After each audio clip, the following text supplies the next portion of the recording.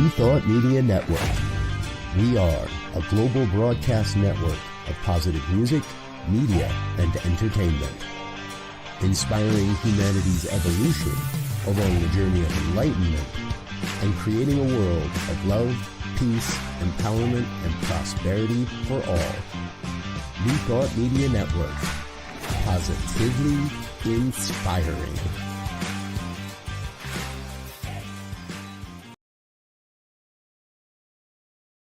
Welcome to Girls Behaving Metaphysically. Your hosts are two girls who believe that life is awesome, that laughter heals, and that it's possible to find deep spiritual insights in everyday experience.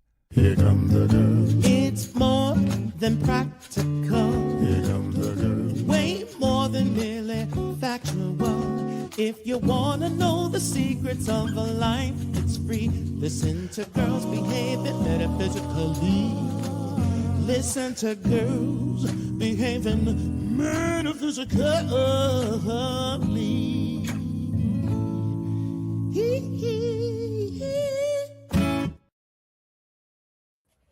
Hello, hello, hello. Welcome Happy to Girls New Year! Wow. Yeah, Happy New Year. It's 2026. I know. All is well in the world. So good. So good. It feels so good to make it. It does feel good to make it. It feels like a good year. I mean, I think they always do in the beginning. But it feels like it's a good year. People feel excited and positive, and the year of the horse. Is that it? It's the year of the horse. I don't know the Chinese year. Yeah, that's good. Last year was the year of the snake, and yes, shaking off old skin, letting go, blah blah blah, which I think we all did a lot of. Yeah, and I know that the year before that was the year of the dragon, because I'm biased, because that's my Chinese thing. Yeah, and I think the year before that was the year, or some year close, was the year of the dog. Okay, because I just like dogs. But the year of the horse is all about, huh? I think you're answering my question. Like, what's the significance of the year of the horse? It's like power. Reclaiming power, stepping into your power. Horse is a power animal. Newness in it. I think it's a lot about personal power. I actually just sent out a thing about it. So, yeah, it's exciting though. It is exciting. I was looking because I usually in my bag I keep a pair of long socks because I'm usually chilly. And I have a pair of horse socks, and I was going to pull them out, but I must have taken them out, and what's in there are my elephant socks instead. So I like grounding animals on my feet. Hey, whatever works, right? I mean, I think it's all good. Yes. So the year of the horse is a year to charge forward, take action, embody our personal power, and explore new possibilities. Let's go, year of the horse. Let's go. Giddy up. Let's go. Let's go. Yeah. Let's go. Yeah. How are you doing otherwise? Like, I have had the opportunity to really check in with my friends over the holidays, and actually one of my really good friends on yesterday and another really good friend on the day before. And, they're doing well.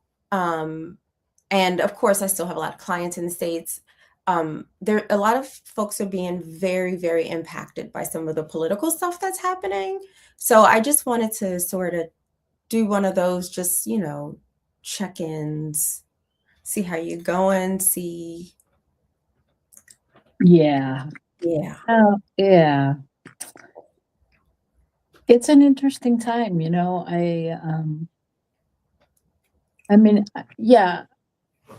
it's so surreal to me, the whole thing. It's like, I know I've said this before, but we're traveling. We're driving back from California to New Mexico, and we're in Arizona right now. So we have the TV on a lot in the hotel room, just flipping through channels and things. And like when I get to Fox News or some other news station, it's just so fascinating to hear them all talking about what they think is right, and blaming it. Well, this is on, the person that got killed by the ICE agents. Well, they were LGBTQ, and that we all know how the left wants to incite things and blah blah blah. It's like how it's unbelievable to me that our dialogue, in the media, in the world is so divided, and it's all about, it's either right or wrong, left or right, black or white. You know what I mean? Mm-hmm. So in terms of the empathic side of me is a bit in pain. I mean, I'm trying to just stay level and in the truth of what I know. Mm. And it's I just don't know anymore. Not that I ever did, but I surrender. I admit. Mm-hmm. I don't know. It's a challenging place to be, I think. For me, as an American, as a human, as a person that has always been about, love and equality, and raised traveling to all different places and embodying all different experiences and cultures. It's painful for me. Yeah. I think it's really important to acknowledge the pain. My daughter's, I've been on holiday and time off. And so time off for me has also been like being offline in multiple types of ways. I had like a host of wonderful science fiction books that I read over my break. And when I was preparing to go back to work, my daughters went back to vacation care because their school year hasn't started yet. It starts at the end of the month, but now that holidays are over, they're back at vacation care. And so Monday they went to care.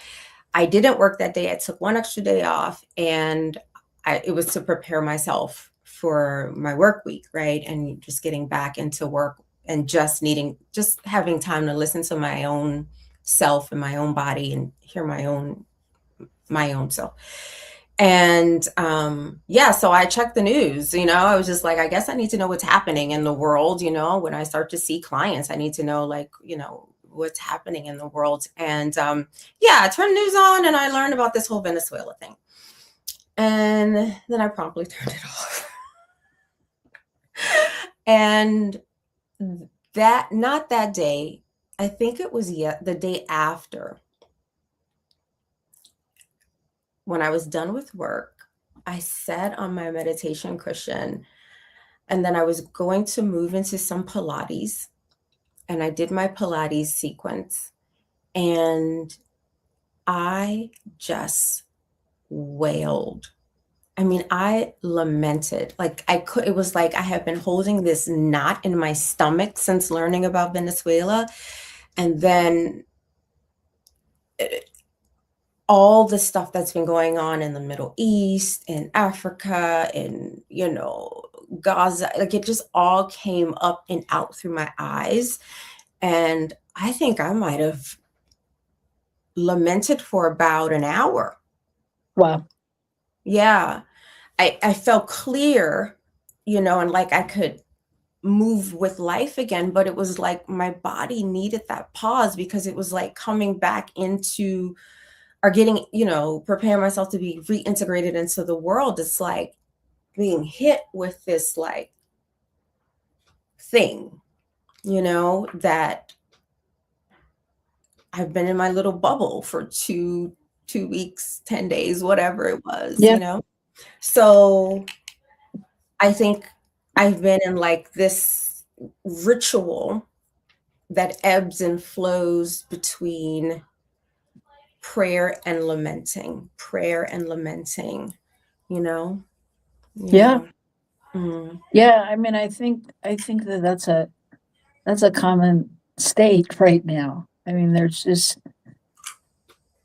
a lot of heaviness, a lot of sadness, you know, Yeah. a lot of grieving, and I mean, people are grieving about things they don't even know they're grieving about, So Yeah. yeah, I mean, I think it's an interesting time, and it'll be interesting to see what happens next. What I know is that Wayne is here, and he brings sunshine and lollipops. So the world's going to be better just because we've all said yes. So yeah, it's definitely, it's funny, when we started talking about it a year ago or a year and a half ago, it felt heavy, and it felt, I don't know, out of sync. And I don't know that I ever imagined it could now feel like this. You know what I mean? Like, I thought in some ways, I don't know, I maybe it's just me, but there's a part of me that goes, well, it can't get worse. And yet I'm fully aware that we're on the trajectory for it to get worse. I fully know that in the plan of the US government in this particular moment, with the leader that is there, that is the plan. So I don't know why I feel surprised, but sometimes I do. I think, yeah, I was watching this podcast that I like. It's called the I've Had It podcast. And there's these two white women. Well, they used to both do the podcast from Oklahoma, but one of them has since moved to New York when she had the weird revelation that I don't have to fucking live here. I'm going to New York, So so she moved to New York, and I was watching the podcast, and she said, I just feel like I want to apologize to all of Black America. When you were saying that you were being harassed and shot by police indiscriminately, and it was constantly being questioned by white people who were wearing blinders. But now, because this system, this is late stage capitalism, and I think we have to come to terms with it. When I say come to terms with it, I mean start thinking about what it actionably looks like to both survive and thrive and move through late stage capitalism. Because the way it, when you think about those who have theorized about different economic states, with late stage capitalism, it's not sustainable. So at some point it will implode. And so she just offered this apology to all of Black America. And at that time, I didn't know about the shooting in Minneapolis. I learned about that like afterward. And then I realized that was part of why she was saying what she said. But if you want a little bit of levity, my 8-year-old can give it to us, and I'll tell you why. So we saw a lot of movies, went to the movies a lot over the holiday break. And of course, we saw Wicked for Good, but we saw that in November. And then we went to see the new Avatar film when it came out. Her and my 10-year-old, soon to be 11-year-old, it's crazy. And they wanted to go see it again. Like, they really like it. They have the video game. They're like super identified with the Na'vi people. They don't like the RDA, who's there to destroy the Pandora, the world of Pandora. And the character that Sigourney Weaver plays in the first Avatar, she calls one of the destructive guys, she calls him numbnuts. So my daughter comes in when I'm, still sad, because like I said, I've just been lamenting and, moving back and forth between lamenting and prayer. And she happened to come in when I was lamenting. And the first thing my 8-year-old daughter says is, "What has Trump done now, Mom?"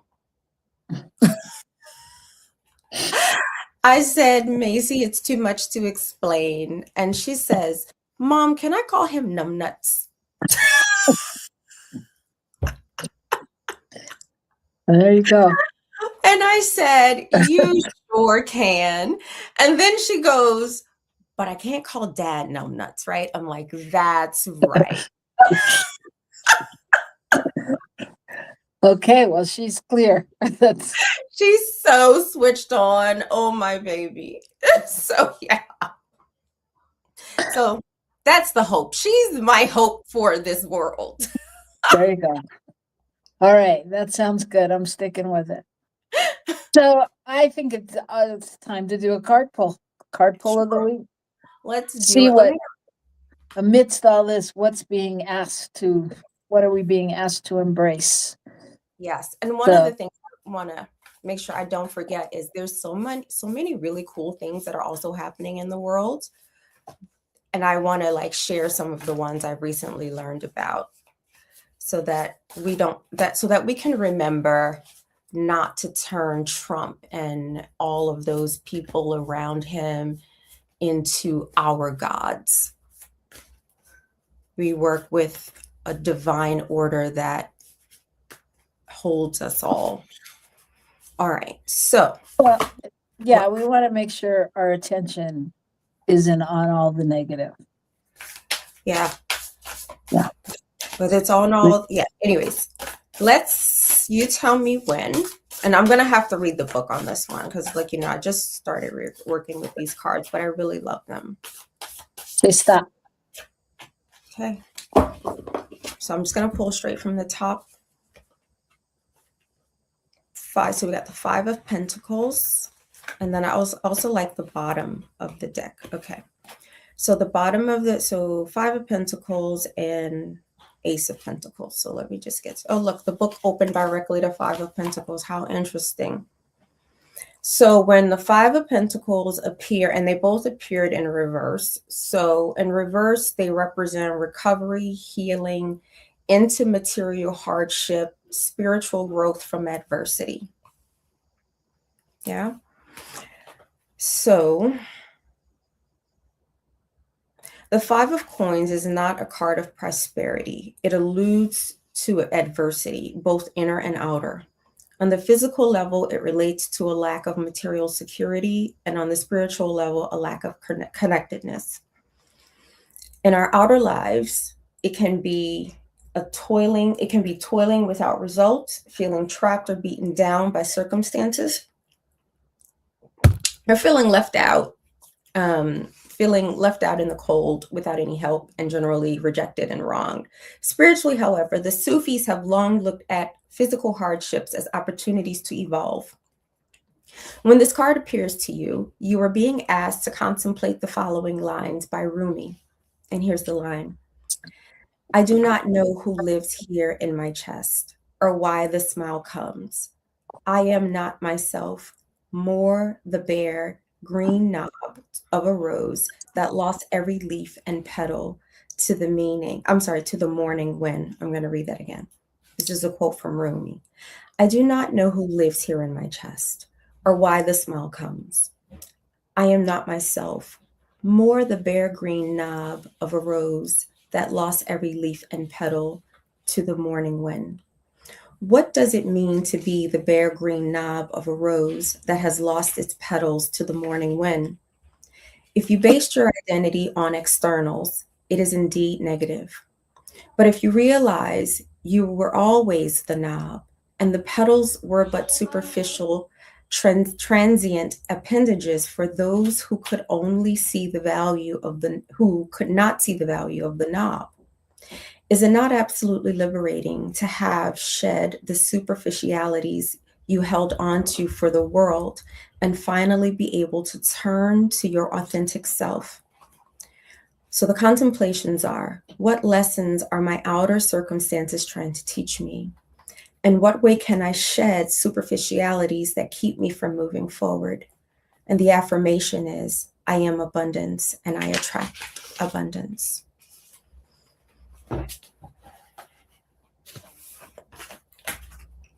Yes. Well, it feels like a lot of that goes along with what Gil and I talked about on Rockin' the Love yesterday, Wednesdays at 1:00 Mountain Time on New Thought Media Network. we were talking about a theme for the year and what, and just having a conversation about what that would be. And one of the things that came up with some of the listeners and that we were talking about was it's already done, and living in that space truly of remembering it doesn't matter what it is, it's already done. It's already done if it's occurred in your mind. So when you were reading that, I was thinking, when you read it the first time, I was, and then when to read it again, I was stopped already on the part with the petals being gone, and I was thinking about how the stem is what anchors us, or the flower. That is the knowingness that it's already done. It's not about the flower. You know what I mean? In some ways. So that's what came up for me. Yeah. My daughter, who I've asked to stop knocking at the door, is doing it anyways. Macy, what's the emergency? You cannot have Pringles. You can go have another bowl of cereal or a piece of fruit.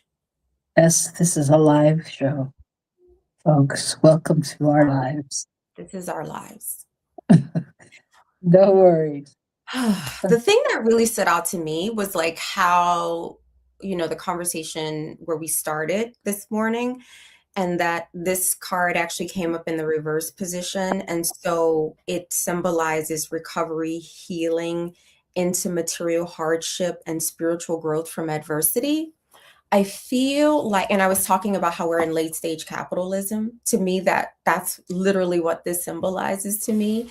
It's like, oh yeah, we're remembering that the knob of the rose is where the petals like bloom from, right? And you said the stem is the thing that roots it.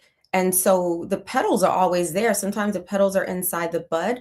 And I think there's this, we think about roses like they have a cyclical life, just like everything else.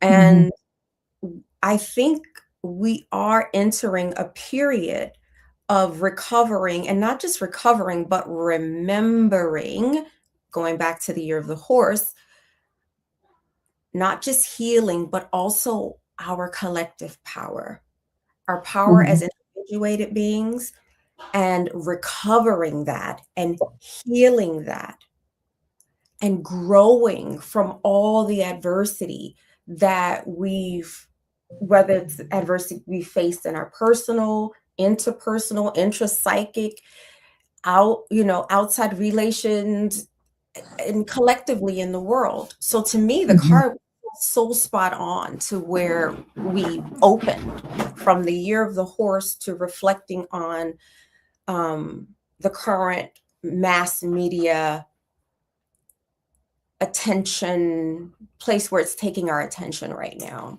Like we can't wear the blinders anymore. Right, exactly. To go back to the horse metaphor, right? The blinders are off. The blinders are off and the race is on. I think that will show up a lot, in the conversations that we have. So I think just invite everybody to be with that. And if you have something that's coming up for you, feel free to share it in the chat. And we're going to take a little break, and then we're going to come back and we're going to talk about our fourth agreement. Y'all remember we were doing the 4 agreements? Well, we are on the 4th. So if you've missed any of the agreements, you can look at our back shows. We are on the agreement, always do your best. Always do your best. So when we come back, we'll talk about that. So stay tuned and don't go away. Come right back here to New Thought Media Network. Please help us say thank you to all of our organizational sponsors, including the Hepperlin Foundation, Affiliated New Thought Network, International New Thought Alliance, Science of Mind Archives and Library Foundation, Center for Spiritual Living Denver, Center for Spiritual Living Midtown, New Thought, Philadelphia. Center for Spiritual Living United Life, Sunshine Cathedral. Planned Happiness Institute, Summit Center for Spiritual Living, One Heart Retreats, Universal Joy Center, Unity Kitchener, Unity Spiritual Center, Ottawa, Om Center for Spiritual Living, Satya Center, Begin Within Ministries, Center for Spiritual Living, North Jersey, Unity of Savannah, and the Center for Spiritual Living, Seattle, as well as all of our individual donors. On behalf of New Thought Media Network, thank you, and please like, share, and subscribe. New Thought Media Network, come be you.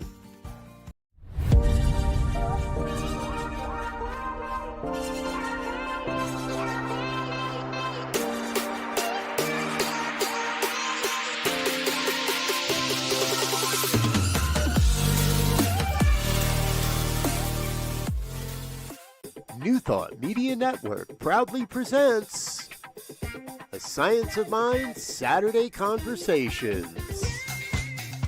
Learn more about the Science of Mind philosophy, faith, and way of life.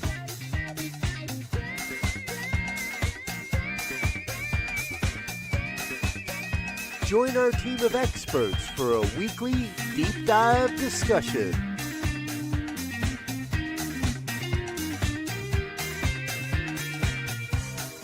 Come study the science of mind, chapter by chapter, and resources from the Science of Mind archives. Plan to join us every Saturday, 9 a.m. Mountain Time, only on the New Thought Media Network. Welcome to Girls Behaving Metaphysically. Your hosts are two girls who believe that life is awesome, that laughter heals, and that it's possible to find deep spiritual insights in everyday experience. Here come the girls. It's more than practical. Here come the girls. Way more than merely factual. If you want to know the secrets of a life, it's free. Listen to Girls Behaving Metaphysically. Listen to Girls Behaving Metaphysically.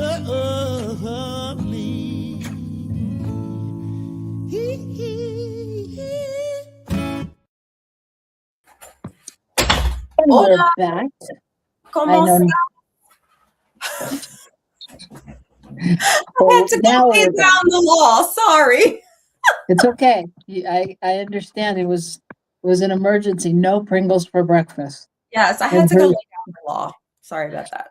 For those of you that don't know, Dr. Natasha is joining us from Australia. Therefore, it is early in the morning there. Yes, and I have two children.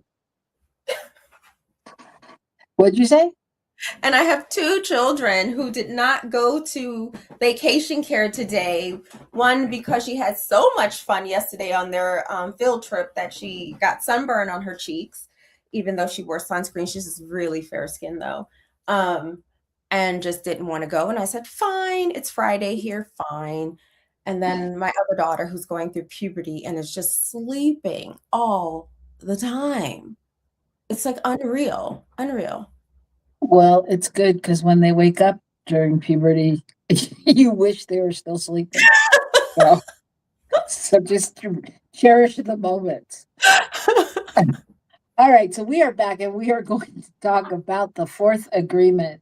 For those of you that either read the book with us or has read the book before or haven't read the book, we've been going through Don Miguel Ruiz's book, The Four Agreements, and talking about each agreement, which are one is to be impeccable with your word. The second one is don't take anything personally. Living into that one. The third one is don't make assumptions. And today, the fourth one is always do your best. Dun, dun, dun. Yeah. Yeah, and I have to say, I know you've said on the show before that, when you work with the 4 agreements with clients, that sometimes you take a month or more to go over one agreement. And I think that's so valuable. I mean, I think it's, you could do these 4 agreements over and over and over and not get tired of them, Yeah. Yeah. because it's always good to have those reminders. Yeah. I mean, I think the thing at the end of the day, it's Toltec wisdom. So it's ancient indigenous wisdom for how to live, right? It's not like for a weekend retreat. It's like this is a way of living, right? Then when the Buddha says the finger pointing to the moon is not the moon. Sorry, I have to sit with my legs folded. I don't know what that is. I just love to sit like that. So anyways, I think the 4 agreements, it's one of those fingers that's pointing to the moon, like every path, especially every mystical spiritual path, it points to the moon, and this is one of them. Between the 4 agreements and the 21-day consciousness cleanse, which I love, these are the 2 main books that I bring clients through. We do it on a group basis, and it always bears so many fruit. It doesn't matter how many years I've done it, how many clients, sometimes the same client sign up to go through it again with me. It just always bears fruit. And that is so true of these 4 agreements. Well, I think, there's so many, there's many books like that. And I think it's so great, those 2 books in particular. And then I'm actually doing The Artist Way again for like the 3rd or 4th, or I don't know what time. And it's like, yeah, it's always different because we're always different, And so, certain things that you missed or you need to hear again, or you can embody it in a whole new way. I mean, it's so valuable. It's so valuable. Yeah. And I think that's one of the things about, that we say in this philosophy, as well as most New Thought, ancient wisdom things, is it's so important to be open at the top and to really embrace that in each and every moment we change, we shift, That's and right. so Yeah. so always do your best. Yeah. I like that one, actually. I really like that one. And I wonder, like, for those of us, because I know I'm not the only one who bear this, I don't know. I don't want to call it a wound, but it probably is a wound. But I struggle with the sense of doing enough. At least I used to. I don't, not as much as I used to. But that belief system, like, because the way it comes through as a belief system sort of generically is like enoughness. Like for some people it's, am I enough? Am I good enough? Whatever. For me, it's always like, have I done enough? Am I doing enough? So much so, like it would affect my sleep sometimes, right? I'd just be like, oh, I probably I need to, okay, go do this, go get that, right? Yeah. And working with the 4 agreements this time, as we've been doing them on the show, I found I spent the most time with that one and the assumptions. In the past, like especially in the beginning, many years ago, it was the 1st agreement that I spent the most time with, which I think makes the most sense, right? Right. And it goes, so it just dovetails so beautifully with the teachings, like the teachings of New Thought, ancient wisdom. Like I remember when I was in class with you all those, was it a decade ago? I have no idea, but like all those moons ago, I don't remember if you made a comment on something that I wrote, but it was something, but it was like really getting me to hone in on stinking thinking. Like, like what are you thinking? And then not just what are you thinking about who you are and what you are. Right. And I remember taking those words that you had written back to me so to heart. And then when I pair it with the first agreement, they just went together so well. Because from that power of becoming aware of because the word in the four agreement isn't just the words we speak. The word it manifests in three ways: thought, speech, and behavior. And so it wasn't just like the words coming out of my mouth. It was the words going through my head, and or the words I was thinking, and then how the thinking was manifesting in action. And so I spent a lot of time with that at the beginning. And even as I spent more time this time with the doing enough, it was great to be on vacation for the first time in 8 years. That's the last time I had a vacation. I really was confronted with that doing enough. Yeah, that's interesting. And it makes me think about just the always do your best, like, and being, well, when you were talking about being impeccable with your word, I realize how, like, having embodied that in a different way this time, I'm going to be real, it drives me crazy. Like, even when I ask my husband, where do you want to go for dinner? I don't know, wherever you want. It's like, be with yourself for a minute, and what do you want? Can you just, I'm like, so it's like, I feel like I'm, you know what I mean? I'm just so aware where people aren't speaking their truth, or the places where I see people go, it doesn't matter. And I think, is that the truth? Does it really not matter? Like, if I really did, something totally contrary, it wouldn't matter. You know what I mean? So I'm super aware of that. But what I was that, and then always do your best. It reminds me of, I don't know if you've seen the video. I know we've played it on my other show with what's her name that everybody loves, spiritual teacher, blonde one. Of the book? No, but somebody that speaks all the time. Brene Brown. Yeah, thank you. Oh, Brene Brown. Yeah. Mm-hmm. So thank you, Michael knows, because he's played the clip for me. But the Brene Brown clip with her talking about marriages at 50-50. Yeah, let's cut it later. We can play clips. Okay, producer Michael, then you might want to come back on. Yeah, please. I'm going to need some clarity about that, because there are clips I've wanted to play. It depends. I mean, Michael has played you the one with your guys dancing. No, not the haka. Like, I'm over that. Right now, they could show up at my front door and I'd be like, please go to your house. But I'm like, go ahead. No, I mean, clip.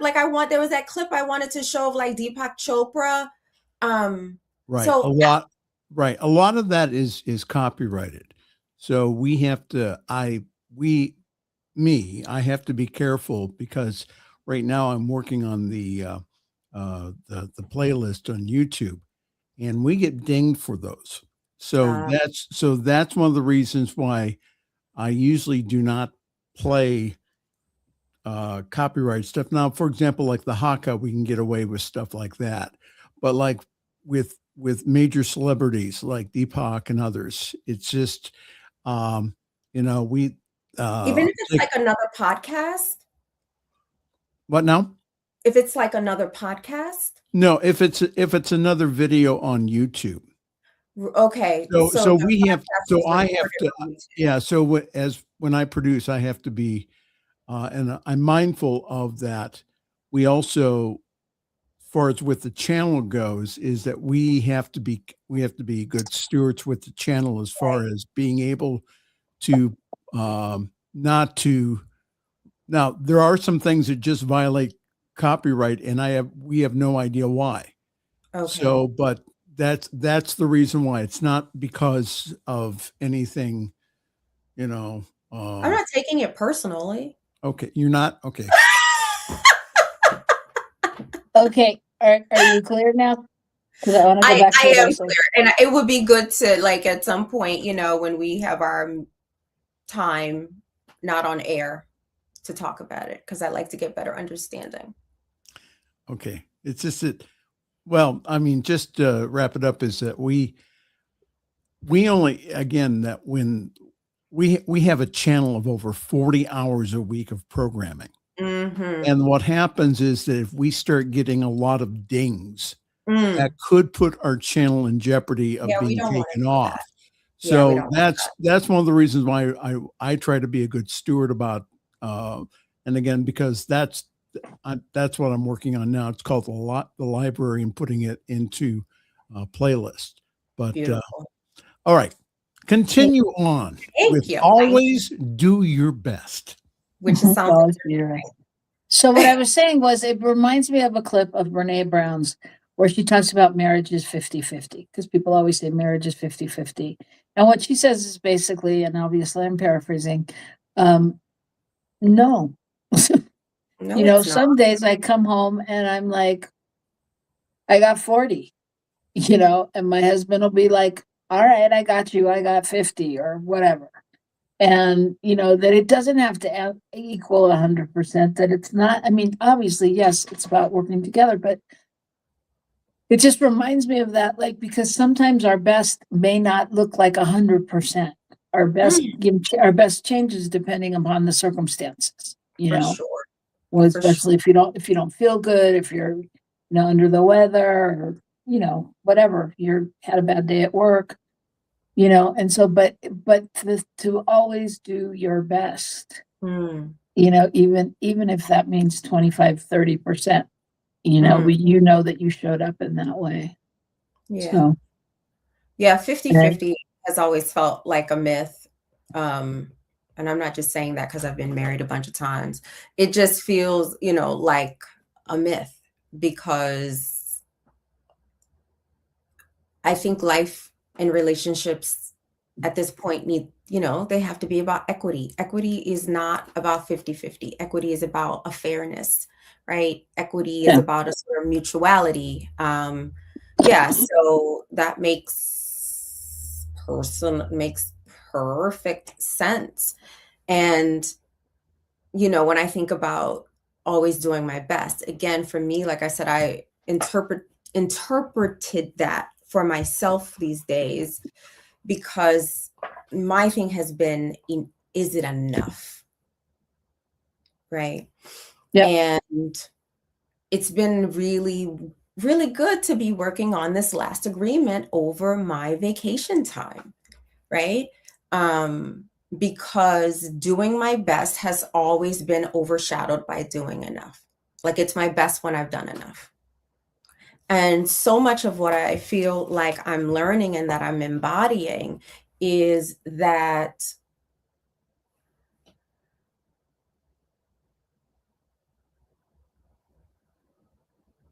this really is a hard one for me, right? It's a wound for me, right? Is like,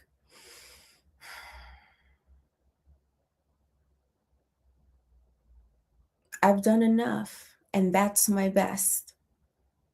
And I can rest in that, right? So it's been like almost like a daily end of the day mantra. I've almost created a ritual around doing my best. So when I've done all the things, like, I even started like tinkering around with like purposely not like finishing something. And then I can't say enough about these drinks, by the way. I'm like 40 days without alcohol tomorrow. And I'm just, because this functional non-alcohol is beautiful. It has passion flower in it that just really relaxes the nervous system, gets my blood pressure down. I love it. Anyways, I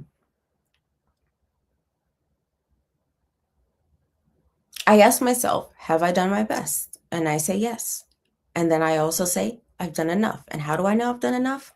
My children are fed. They're happy. Most of the time they're happy. The dog is good. The house is secure. We're good, I've prayed. I've had the blessing to walk beside people throughout the day and my work. And yeah, you've done enough and you've done your best. Now you can go to sleep. So I've been having really good sleep too since That's working good. with this agreement, again. Yeah, that's great. That's great. I mean, I think that is, for anybody, that is half of that's the battle, that's one of the things we were talking about yesterday as well, was just that, we say it's already done, it's already done in the mind of God. Well, if it's already done, then how can it not be perfect? How could I not have shown up and done it perfectly? Does that mean I can't do it differently or, better on another day or whatever? Maybe, but in that moment, it's like, can we live into that energetic of it has to be perfect. It's the way it was on some level, and if because what I was saying yesterday was I was thinking if when we can live into that, or when we do live into that, then that allows us to grow into it in a different way and perhaps have it match our vision of what it should be at some point. You know what I mean? But if we're constantly trying to refine work the other way and work at what we don't have or didn't do, or, then it's not, we're not living in integrity. We're not being impeccable with our word in that we trust. Yes. It's so true. Yeah, it's so true. There's something again about, I think there's a reason that, this is called New Thought, Ancient Wisdom, right? By some people, because the Toltec wisdom is the ancient wisdom, and it really gets highlighted in our spiritual practice, or the direction of our spiritual practice, as New Thought and practitioners. Sorry, I just had a client sign in, but they're early. But yeah, because if I am sitting around with the thought of I haven't done enough, I am not being impeccable with my word. That's number one. And the other thing is, then I'm also not living in a state of surrender to the reality that there is a divine order, and that divine order is perfect in its manifestation. Yeah. And so, yeah, I've just been living into that and leaning into that. And I wonder if anyone else has been like really practicing that. And I really think about that with the stuff we talked about earlier, with all the stuff that's going on politically that is highlighted in our mainstream media and alternative media right now, because I do watch lots of alternative media. Like, what would it mean to do our best in this current political environment? What does that really look like? And what does it really mean? Because it's so easy to feel like I need to be doing more. What can I do? Right. Which we're trying to fix something. We're not living in the knowingness or the trust or the faith. We're trying to fix. Yeah.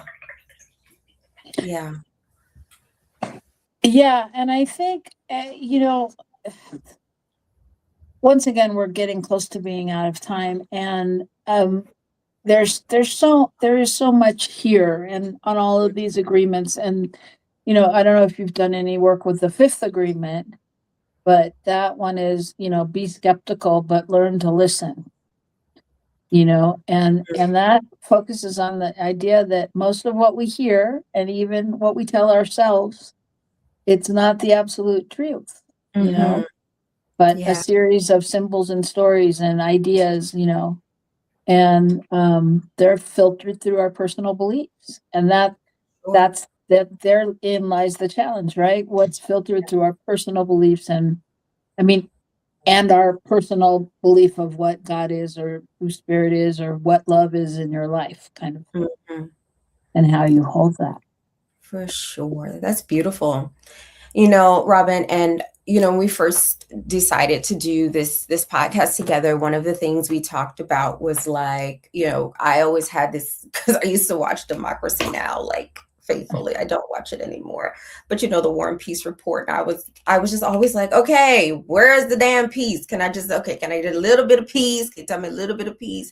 So anyways, I don't look to the Democracy Now! For that anymore. I look to myself for that, or I do my own research.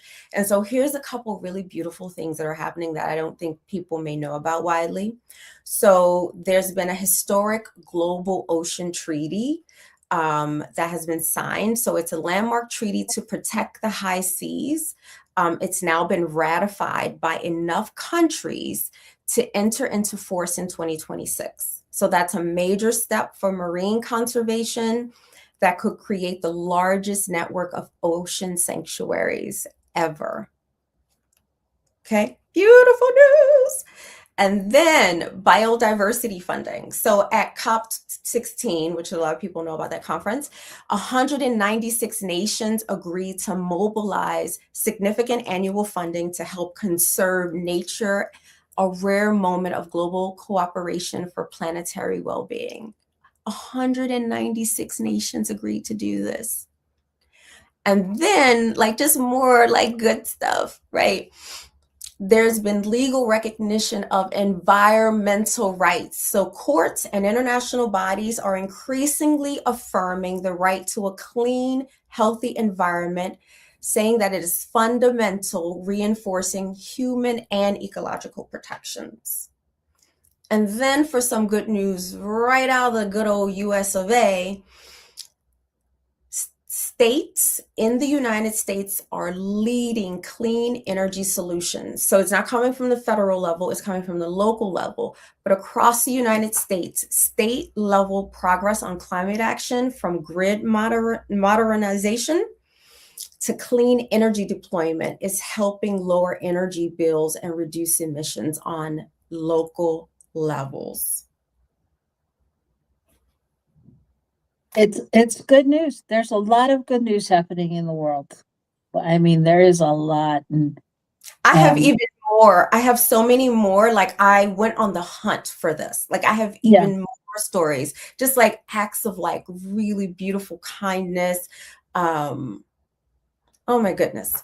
I don't know how many people know about goodnewsnetwork.org, but I would totally check them out. They really highlight stories where communities are coming together, working together, getting stuff done. And again, the year of the horse, right? This is why on our other show we focus on that. We do a good news segment every week, because amidst it all, there are so many good things happening in the world.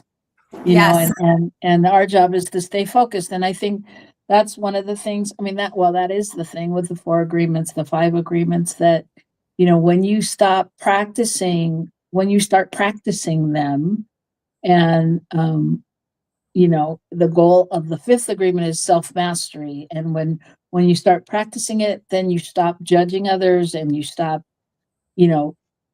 listening to distorted truths, and you really step into a place of not punishing yourself, like you talk about with what you've done, about how much you get done in time, and all of those things.